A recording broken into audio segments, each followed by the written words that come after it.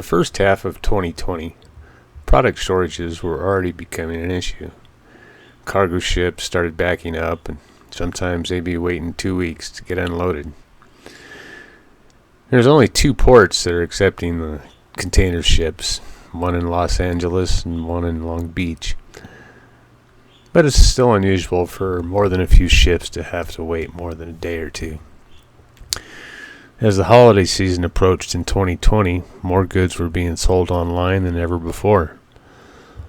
Almost half of these goods had to pass through one of these 2 ports. These ports simply could not keep up.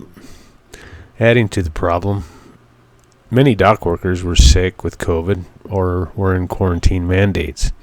As if that wasn't enough, the cost of shipping containers has doubled. Due to lockdowns in the U.S., there weren't as many containers going out as coming in. For every 100 received, only 40 were going back. Now there's a shortage of shipping containers in places like Asia because they're sitting empty in places where they're not needed.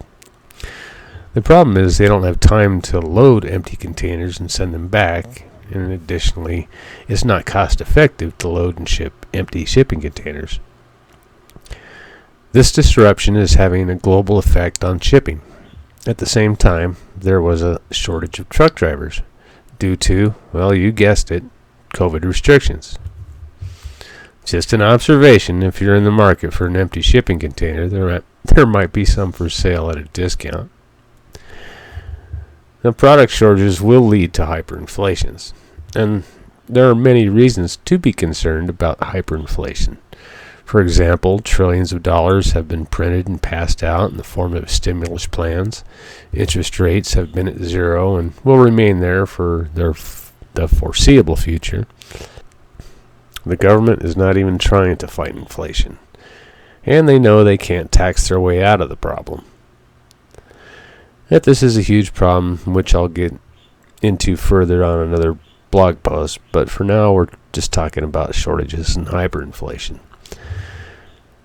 Now, many companies operate on a thin margin and don't stockpile goods, so when production was disrupted and demand slowed, many of these companies sold assets to stay afloat.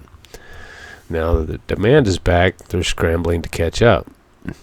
So, what does this have to do with prepping? Well, now that you know what the problem is, you can prepare by buying products that don't need to be shipped. Don't wait until you need something to order it. And you can forget about last-minute Christmas shopping this year. This will affect us going forward. While companies are scrambling to restore normalcy to shipping, it's going to be a long time before things get back to normal. And people are starting to realize this. Panic shopping is already happening. More people every day are waking up and seeing the need for preparedness. As preppers, we are ready. But just in case you haven't heard, shortages in all products are about to get worse. Even if the product is manufactured near you, the manufacturer may have a problem getting materials to produce goods. Some stores are already limiting the amount of goods per customer on certain items.